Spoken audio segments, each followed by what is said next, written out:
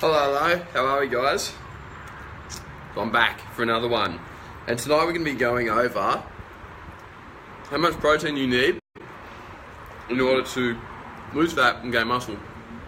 And a question I get asked all the time. First of all, excuse me for eating yet again. I've literally just finished up at the gym, hence why we're a bit late too. I was training in with the squat doc. Hit chest, biceps, and a bit of back. And one thing I can tell you guys is that when you're training chest, the thing that a lot of people underestimate is that your back contraction is actually really, really important. One thing I've lacked for a while is just complete fullness throughout my upper chest and complete, development through there.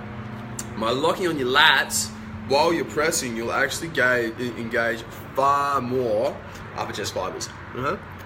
Fun fact. So if you haven't already, get into it. How are you, Derek? Good to see you, mate.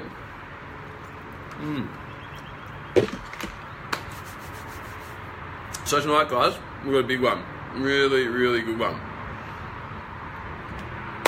How much protein do you need? This is misunderstood by so many people. Literally, so many people. It's really not that hard to get your optimal protein intake. But the thing is, there are a lot of variables in it. Right, a whole heap of variables, such as how much you can digest, what your goals are, what your calories doing, all that sort of stuff, okay? But first of all, as always, I'm going to share this in the Shred community so the Shred community legends can watch it. Shared. And also excuse my inability to multitask. I can't go on my laptop and talk to you guys at the same time. It's a man thing, okay? And also, if you're not a part of the Shred community already, which you should be, but if you aren't, I'm going to type out the link for you right now. It's just facebook.com/groups/JCF Shred community. Done. All posted up. Okay? Now we can get into the good stuff. So how much protein do you actually need? Well, the thing is, how much protein you need comes down to several key different things. How much you can digest, right? How much you want to grow, and really what your goals are. Do you want to gain mass, lose fat, do both? Remember? One thing I'll tell you guys is that my protein is always above about 250 grams per day. Always above that. And that's roughly 3 grams per kilo of body weight. Now, if you're going to eat a lot of calories, you want to get in more protein. You want to get in more protein. Now, there's a lot of research out there to suggest that having higher protein intakes doesn't actually affect muscle growth. I can tell you right now, from having coached an absolute shitload of people, right? A heap of high-level people, a heap of average people, a heap of people who just want to, lose fat, gain muscle, look good. I can tell you right now that if you can increase your protein more, you grow more. One of the biggest bulks that I ever did, when I gained an absolute heap of muscle, I was actually having 450 grams of protein per day. 450, right? My macros were 450 protein, 550 carbs, and there's 100 and something in fat. 150? Yeah, well, something like that. It was a lot, an absolute heap. And I tell you what, I grew, I stayed lean, was strong as, and felt absolutely phenomenal on it.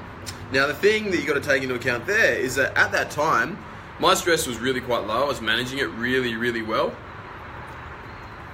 I was sleeping really well. My digestion was on point. And I was like 21. So I was young as, youthful, healthy. Everything that I put in was going to work really, really well for me. So when it comes to protein intakes, what you guys are going to look at is how much can you actually have? Because in the end of the day, as I said, you want to maximize your protein intake. You want to get between that 3 and 4 grams of protein per kilo of body weight. For those of you who are overseas, you want to be between, what's that? I've just lifted. I'm not going to, excuse me. Oh, I've got a bit of food stuck in there. Excuse me. I'm not going to bother trying to convert it because my brain's mush from lifting. It's still there. Papa Shred's going to be okay. Just give me a minute.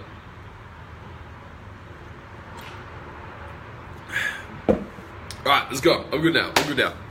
All right, that was painful. Rice is deadly. Yeah, so what you want to do is you want to keep your protein up nice and high, between 3 to 4 grams per kilo body weight in general. Now, if you're trying to grow, if you're a skinny bloke trying to grow, you need to have it up really, really high as you can. Okay? The reason for this is it just seems that you will grow more. All right? There's no science behind it. I'm not going to bullshit you and say that there's this and this and this science behind it. I can just tell you from having trained a large number of people that having that higher level of protein in general is going to be really, really good. Because it enables you to get in more calories, you don't gain as much fat when you're doing it, and it's generally quite easily digested. Now, on the other hand, if you have hectic digestive issues, you're not going to have a fun time eating a massively high protein diet. This is because when you have high amounts of protein, you need more acid in your stomach in order to break it down and to make it work well and to make yourself feel good. If you have low stomach acid and you start trying to pile in lots and lots of protein, you'll end up bloating really, really badly, and then you'll end up getting taste aversions to meat. You'll end up hating meat. So I've actually got a large number of clients who were vegetarian, and the reason why they were vegetarian was because meat just didn't sit well with them at all. They just didn't feel good on meat whatsoever. And the thing is, they blamed the meat. They said that the meat was wrong. There's something wrong with the meat. When in fact, the thing that was wrong was their stomach and their stress. They weren't producing enough hydrochloric acid in their stomach, and so the meat tasted like crap to them. Well, not that it tasted like crap, but they just felt really bad. They felt tired, lethargic, constantly bloated, and they ended up getting really, pretty hectic digestive issues. So the root cause of that was all from the stomach. And so if that's you, if you do have gut issues, if you do have an excessive amount of stress, if you constantly burp, belch, get reflux, anything like that, you have low stomach acid and you're not going to be able to digest as much meat. So what you need to do is you need to, number one, fix the cause of the low stomach acid, and also supplement with stuff like betaine HCl and apple cider vinegar, okay? Now, if you're trying to cut down, there are 2 ways which you can go for your protein intakes. Number one, you can drop your protein down. It has been shown, it's been proven in research that you can get your protein down to 1 gram per kilo of body weight per day and maintain your muscle, right? And this is in trained people. So if you are an 80 kilo bloke, that means you can get your protein down as low as 80 grams. And I've had a couple of clients do this. The problem with that is it's not fun. It's not fun at all, because you end up getting really, really hungry. One of the key functions of protein is that it actually causes us to feel satiated. It stops hunger, right? It massively nips hunger in the bud. And so if you're having super low amounts of protein, then you will be more hungry. However, at the same time, if you're trying to lose more fat, obviously you want to reduce how many calories you're eating. And so a really easy way to do that is to get rid of your protein so you can have more carbs. Obviously, when you have more carbs in there, you'll have more energy, your muscles will feel fuller, and you'll generally be able to make slightly better brain function. Okay? Slightly, in general. This also allows you to have more fat at the same time, and fat's fantastic for your joints, brain function, feeling good, digestive health, the whole lot. So that's one benefit. However, if you do get hungry and you get super hungry and you start getting hectic cravings, you actually want to bump up your protein intake, because that will nip that in the bud and you'll feel really, really satiated. Okay? Well, not really satiated, but more satiated. Okay? I can tell you one thing that's worked for me all the time is coming into bodybuilding shows when I'm trying to get much, much leaner. What I do is I actually have my protein super, super high and I drop my carbs down low. The reason being because I'm quite what we call metabolically flexible. I function well with no carbs at all, like very, very well. Tomorrow I could cut out all my carbs and I'd live just as well in the gym as what I did today. So that's what we kind of want to get with you guys, is if you want to be able to function on lower carb diets and have more protein and have a higher chance of growing into, while you're cutting, you'll be better off if you can make yourself more metabolically flexible. So how you do this is, number one, you just slowly reduce your carbohydrate intake, and at the same time, you increase your fat and your protein intake. Another good way is to do periods of dieting on keto diets, right? And that will massively improve your ability to run off fat for fuel and reduce your reliance on carbohydrates, okay? And when you do that, to come back to how much protein you can eat, you can have a much, much higher protein intake by doing that than anything else, okay? Now guys, I know you're gonna have a lot of questions on this, so put them down below and I'll go through them at the end, right? And we can answer absolutely everything for you. So what we've covered so far, number one, what I do, I feel best on a shitload of protein. I've said already that I've done a massive bulk before, and on that bulk, I was consuming 450 grams of protein per day. Okay? So that is roughly 5 times my body weight. So 5 grams of protein per kilo of body weight. Alright? So that's a lot. That was an absolute heap. I wasn't getting it all from meat. I was having protein shakes, and I was having a lot of amino acids around my workouts. Okay? I was also having a lot of carbs, which contained protein in there too. So going up really high, it does work. I've done it. I felt absolutely amazing. I grew really, really well, and I stayed lean as fuck. I still had strided quads, okay? And that was for me. I don't have good quads.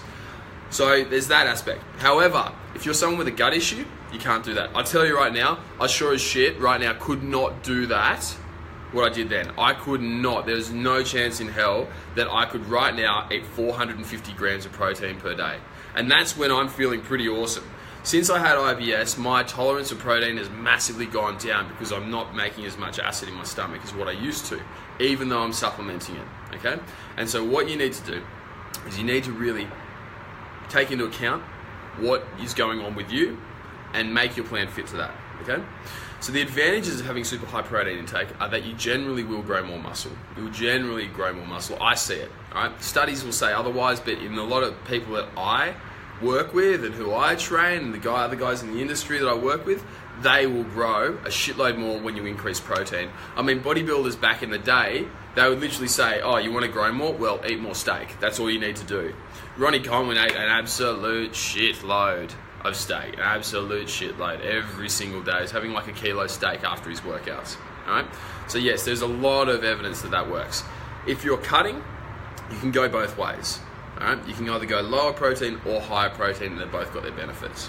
Now, Alyssa's just asked, what about the keto diet? Do you agree with the view that too much protein kicks you out of ketosis? Yes, 100%. Guys, one of the things with protein is that just because it's protein doesn't mean that it just goes straight to your muscles, right? It doesn't quite work like that. When you eat protein, it's broken down into amino acids.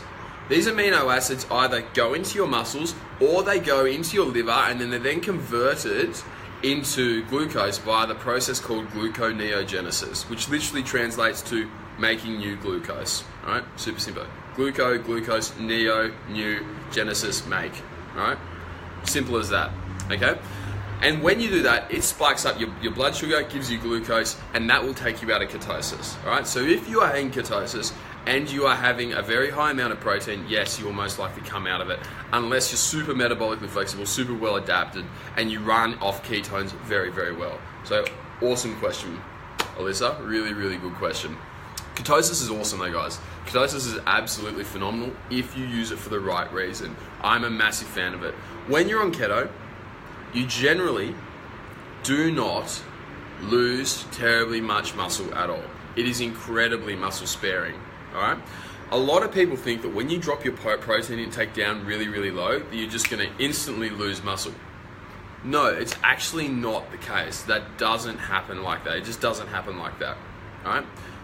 What happens when you're in ketosis? You actually just start running off your ketones, and there's no need for your body to break down muscle and glycogen, or sorry, more muscle. It doesn't need to break down muscle to get fuel because it's already got the fat fueling it up. So it's extremely very good. It's very, very good for muscle sparing, okay, while losing fat at the same time. Now, Steven's just asked, how much muscle can you gain realistically without gaining fat? That's an awesome question, dude. Most people are looking at, when they're looking at bulking, they just eat more food. They just say more, without actually reflecting on their body and looking at how they go. I feel that you can continually gain muscle without gaining fat.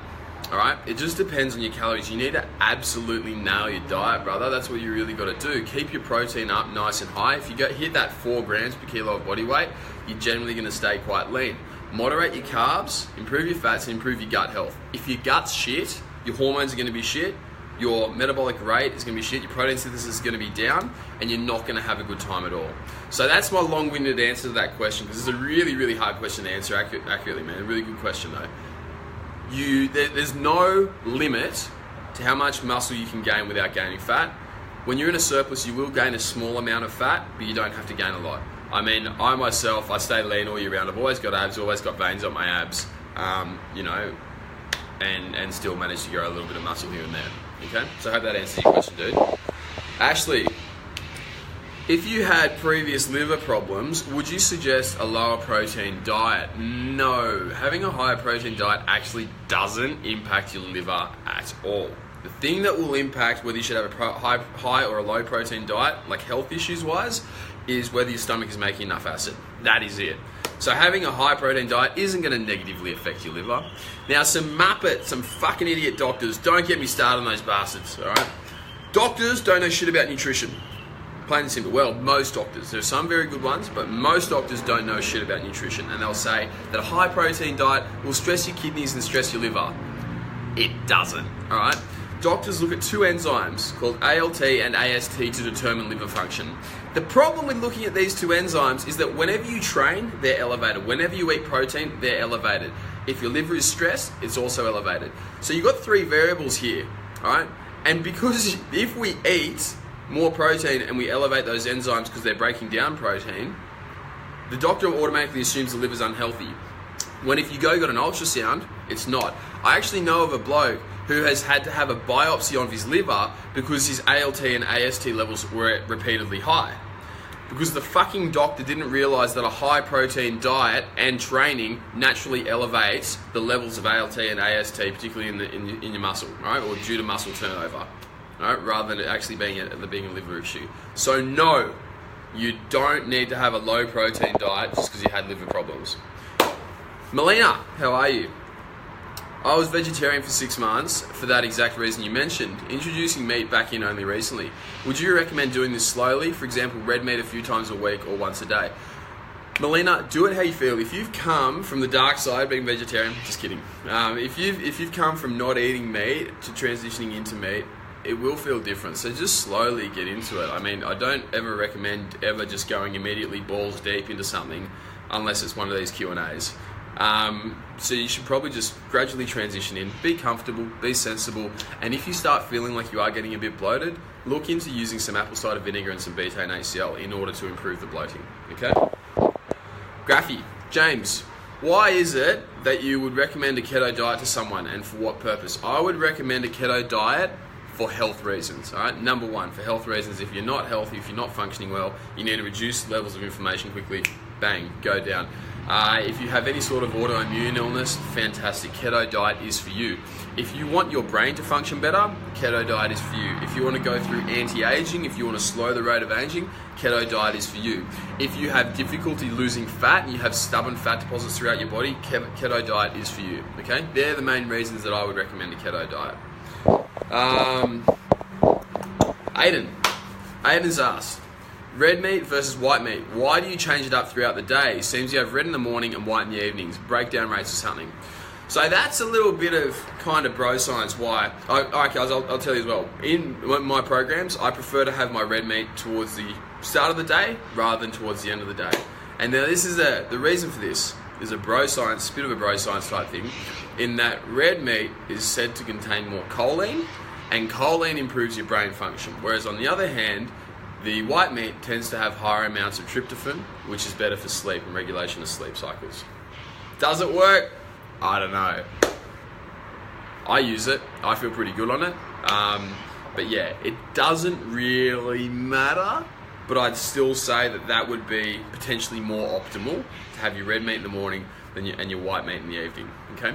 The other thing too is that red meat can be a bit harder to break down due to your stomach acid, and I do find that it is easier to digest your red meat. You feel much better when you have it early in the morning as opposed to the evening. In the evening, we generally also sit down and slunch over like this, especially as we're watching TV or on the computer watching Netflix, all that sort of shit.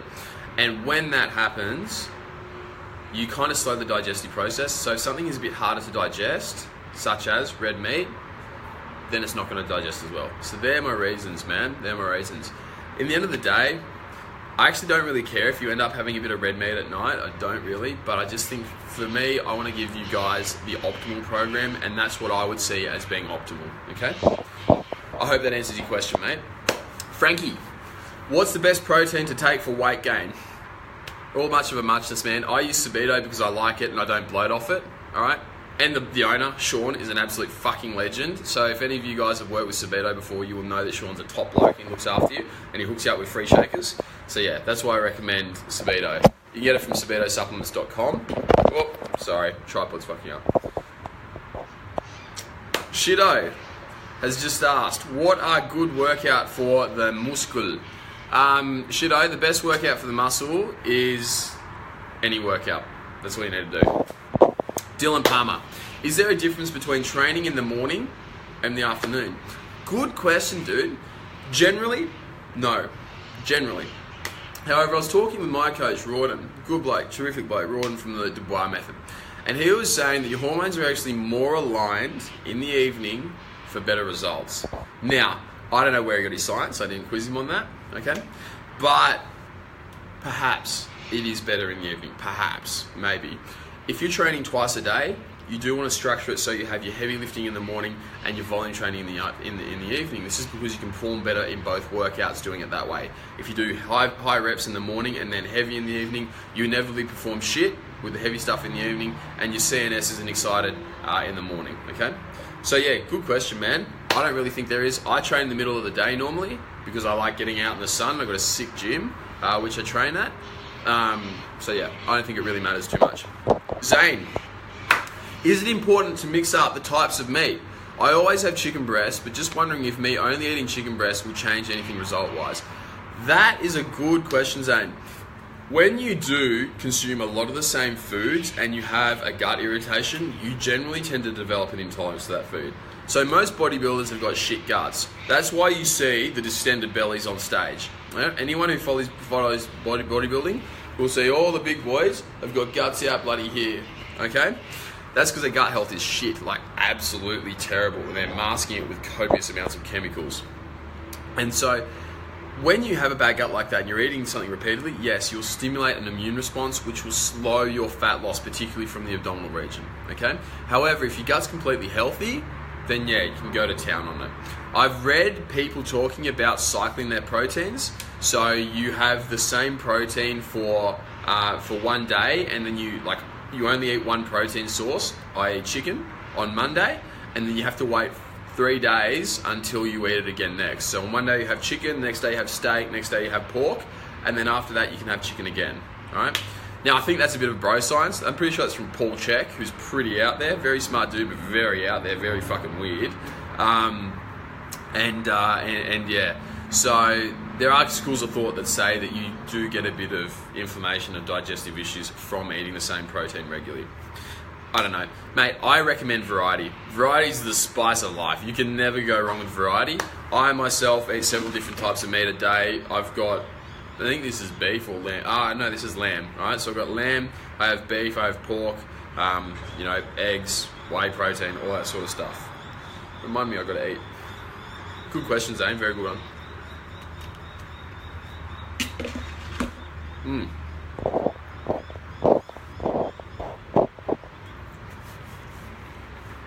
Chance has asked, is soy milk bad for the gut?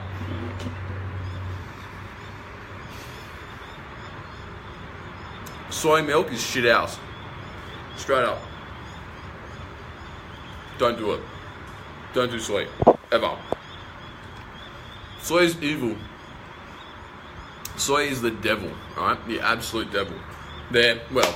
In people who can eat meat, it's the absolute devil. Soy will be bad for the gut, but not for the reason that you think. Soy is what we call a phytoestrogen, or contains phytoestrogens. And these things mimic estrogen. So they float around your body, and they're dressed up as estrogen, pretty much. And they bind to where estrogen would normally bind. And it grabs in, and it makes the estrogen receptors, or makes the body think that there's lots more estrogen than what there actually is. One of the side effects of estrogen is slowed gastric motility, and slowed bowel movements. So when you have super high estrogen, or you have lots of phytoestrogens like soy floating around, your gut movements will actually slow. So yes, it's bad for the gut, but it doesn't irritate the gut directly, if that makes sense. Good question, Chance.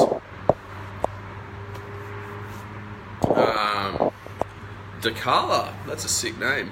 Dakala. Correct me if I'm wrong. Does the order of exercise matter? Means chest first day, second day biceps, triceps, third shoulder. Yep. Good question. So what Dakayla is asking us is, does it matter what muscle group you train first in the week? Awesome question, because yes, it actually does. So in general, there are always exceptions to the rule, but in general, if you want to prioritize the growth of a certain muscle, you want to have it earlier on in the week. This is because, well, rather than earlier on in the week, you want to have it closest to your rest day, so just after your rest day. This is because you will always perform best in your first workout. So you can either do it so that you have your priority muscle group first, or you can have your most demanding workout first so that you can pump it. So one thing I like doing is prioritizing legs earlier on in the week, and you'll all know this. Everyone who trains me will know this. And the reason for this is that legs is fucking hard. Legs is always hard. Forget posterior chain. Legs is just tough. Really, really tough. And so by having it first in the week, you're mentally fresh, you're not exhausted, and you're ready to hit it. What this does, it means that you train at a higher intensity, you reduce your likelihood of injury, and you feel much, much better for it. Okay? On the other hand, if you do have priority muscle groups, yes, I would recommend them being earlier on if you really need to, and if you can maintain a high intensity whilst training legs or a large volume workout. Paul, does different training styles change how much protein you should get? That's a really good question, Paul. That is a really, really good question. Let me think on that for 2 seconds. Yeah.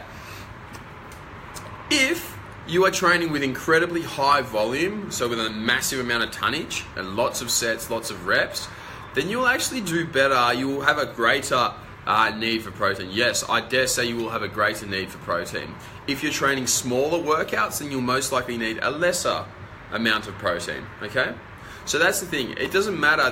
The difference between if you're lifting heavy or lifting with high volume and lots of reps, that doesn't matter. So if you're doing, say, 1 to 3 reps versus 12 to 15, as long as the volume's equal, it doesn't matter. But if you're doing super high volume workouts one day, which are fucking massive, taking you like an hour and a half, 2 hours, versus 45 minutes, you will need more protein, or so I hypothesize, after the longer workouts.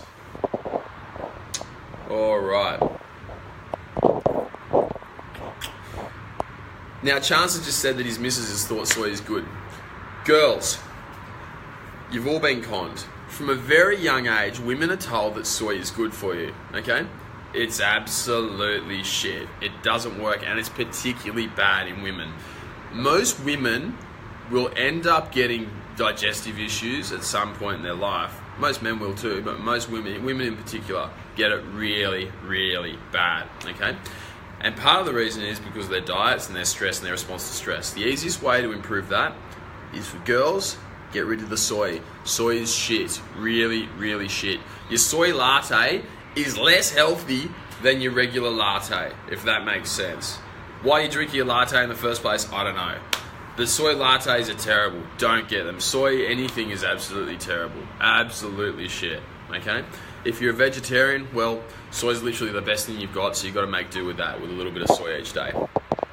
Lazo's asked, is bread a good carb? If so, is there a difference between the types of bread? Anything containing gluten is shit. Don't do it. Gluten is as evil. Actually, gluten is more evil than the soy. It is absolutely terrible. Absolute waste of your time. Do not eat it. Alright? Bread is not bad. Alright? Bread is not bad as long as it's gluten free and doesn't have gluten in it. Okay? That is the main thing that you need to worry about. I have a little bit of gluten free bread every now and then. The main thing you got to worry about is, does it bloat you? If it bloats you, then it's bad. A lot of people do react to stuff like gluten free bread because there's a high amount of fermentable products in there. Alright? I hope that helps.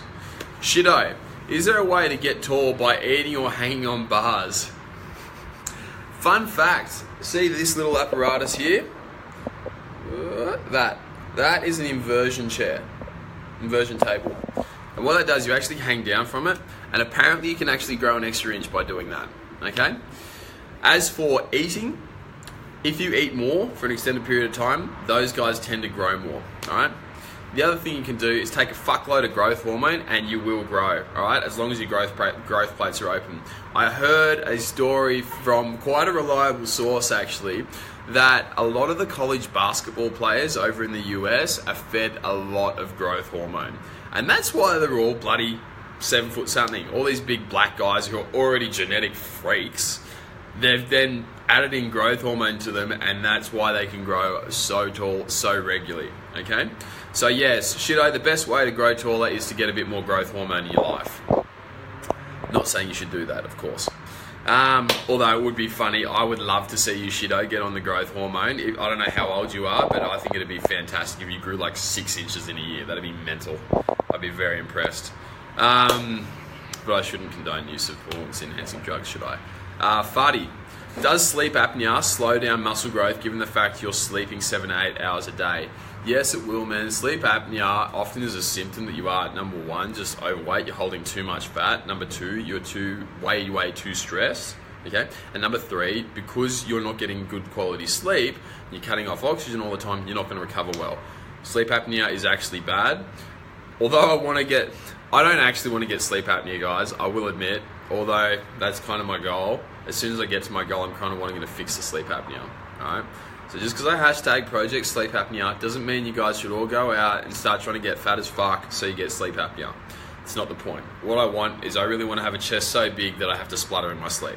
Okay? Just to clear that one up, Fadi. Ash, what is the best way to gain mass in your arms? Train arms. Alright? And just train really, really hard and diet really, really well and eat a fuckload of protein.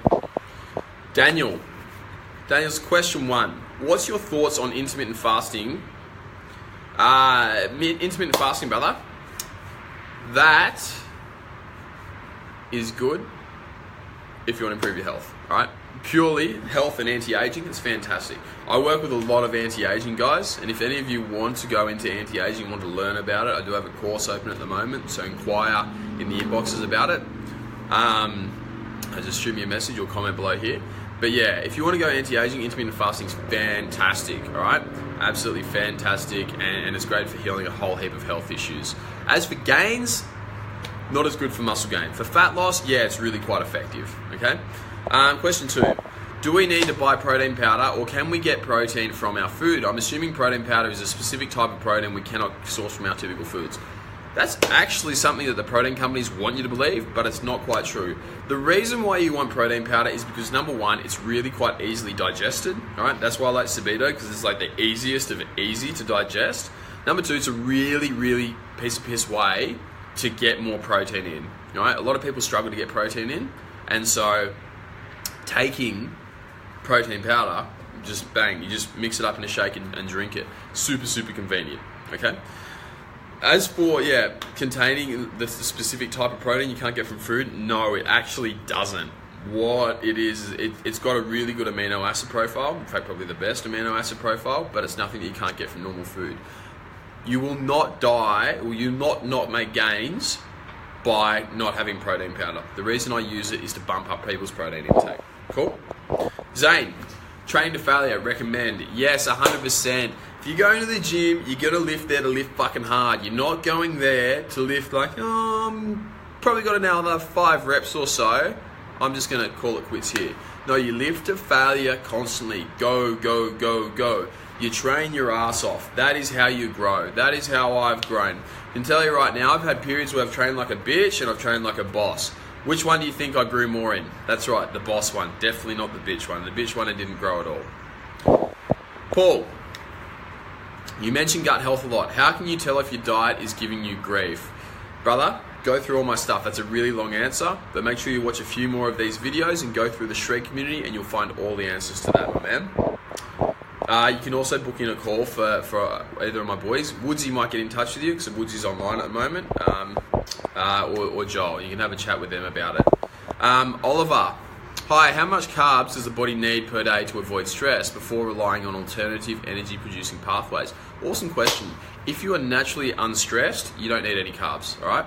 If you're naturally very stressed, you will need a substantial number of carbs, probably in the vicinity of about 100 grams. So a lot of people who come to me with gut issues and insulin resistance, I actually put them on carbs when everybody else is telling them to get rid of carbs. This is because it reduces the stress, increases GABA and serotonin. Feel absolutely mint. Okay, hope that answers your question, mate. Reese, legend. Hey bro, how often should you push for PBs? Also, once you hit a PB or push a 1 rep max, should you drop the weight for the following weeks and build back up to it? Don't know if I worked it out right, or if I worded it right. Cheers. Reese, I feel that if you're bodybuilding, you should be constantly pushing for PBs on the condition that your form is awesome, all right? You should always go for PBs with perfect form. You go to technical failure. After you hit that PB, in the next set, you want to hit that PB again. And the set after that, you want to hit that PB again. The way I work is I actually warm up until I hit failure, and then from there, I start training. All right, that's when my training really starts, once I've hit failure. If you've watched Abdel and I train, you can probably kind of, see where I'm coming from there. So yeah, man, you just want to hit PB on PB on PB on PB, because in the end of the day, we're not powerlifters. If you're powerlifting, it's very different, all right? You need to do percentages and stop before failure so you don't fatigue your CNS and whatnot. But if you're bodybuilding, you need to lift fucking hard, man. Lift hard and supplement your neurotransmitters to make sure you're all sweet. Chance, you big legend. What's my opinion on green tea? From current research pertaining, that's a big word, Chance, I like it. You're making everyone smarter here. From current research pertaining around such things like antioxidants, etc., even the rumor of suggested fat loss over a period of time, I typically drink dried green tea leaves. Brother, green tea is great. However, if you actually drink too much and you have too much ECGC, that's the one, what will actually happen is you get reduced thyroid output, and that may result in slowed fat loss. Now, thyroid output, T3 isn't the be-all and end-all, because perhaps it has a positive effect on the thyroid receptor. It means your T3, you're getting better bang for your buck. But, I don't know, it's out there. My best advice is, well, number one, it's not going to just increase fat burning. It just doesn't work like that, right? It's not going to do that. It is a really good antioxidant. It does chill you out. It does make you focus well. It's got a good amount of caffeine and a good amount of theanine to keep you really level. So yeah, look, drink a bit of it, but don't go overboard. What I actually recommend more highly than green tea or black tea or anything that's a caffeinated tea is herbal tea. That stuff's amazing. It chills you out, zones you out, makes you feel fantastic, all right? So get into the hippie stuff. Enjoy a good oolong perhaps, or some lemongrass or chamomile. Do that and stick with your green teas to maybe 1 to 2 a day. All right. On that note, guys, I'm a head off. I need to eat. I got all this bloody magic from Daily Fuel in order to sort it out. So yeah, I'll leave you to it, and we'll speak soon. If you have any questions, as always, you know where to find us. Get into the Shred community if you're not already, and feel free to talk with my boys Woodsy or Joel, all right? Because both of them are happy to jump on the phone with you and help you plan out how you're going to get shredded. On that note, take it easy, guys. Enjoy your night.